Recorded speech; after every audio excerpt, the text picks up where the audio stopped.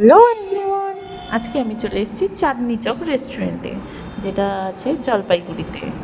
তো চলো তোমাদেরকে আমি রেস্টুরেন্টের পেছন দিকটায় ঘুরে দেখাই। এখানে এরকম খাবার দাবারের জায়গা আছে। এখানটায় টেবিলগুলো দেখতে পাচ্ছ, বেশ ভালোই স্পেস, ফ্যান ট্যান লাগানো আছে। তো আমরা চলে গেলাম। তারপর হচ্ছে এখানে দেখো, এখানে কেক নিয়ে এসছে। এই যে আমার যে আনবক্সিং করছে কেকটা, সেটা হচ্ছে আমার একটা বন্ধু। ওর গাড়ি দেখতে, ও গাড়ি নেবে, সেই জন্য গাড়ি দেখতে আমরা গেছিলাম শিলিগুড়িতে। তো শিলিগুড়ি থেকে রিটার্ন আসার সময় আমার বার্থডে ছিল একদিন পরে, কিন্তু ওরা প্রি বার্থডে সেলিব্রেট করবে বলে কেক নিয়ে এসছে। আসলে আমার বার্থডে পড়েছে মানডেতে, তো সেদিন সবাই, আমি প্লাস আমার ফ্রেন্ডসরাও কাজে ব্যস্ত থাকবো, সেই জন্য অ্যাডভান্স সেলিব্রেশন। তো তারপরে আমি কেকটা কেটে নিলাম। তার তার আগে স্পার্কেলটা যখন জ্বালাচ্ছিল তখন জ্বলছিলই না, কিছুতেই জ্বলছিল না। তারপর লাস্টে গিয়ে ফেলে দিলাম। তো যাই হোক, তারপর কেক কেটে সবাইকে কেক দিলাম, তারপরে ওখানকার স্টাফ যারা ছিল তাদেরকেও দিলাম। তারপরে তো খাবার দাবার অর্ডার করলাম। এই জায়গায় খাবার দাবার এত সুন্দর।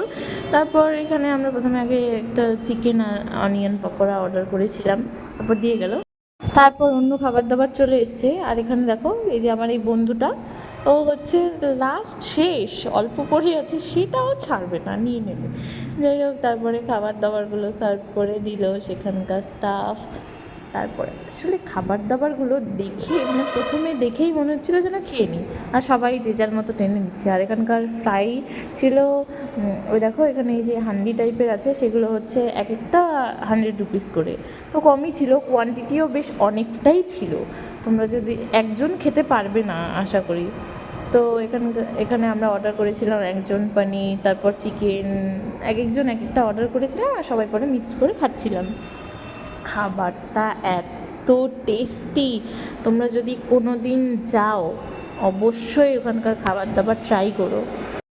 সেখানে অনেক ড্রিঙ্কস আইটেমও ছিল, তোমরা যদি নিতে চাও তাহলে সেটাও নিতে পারো।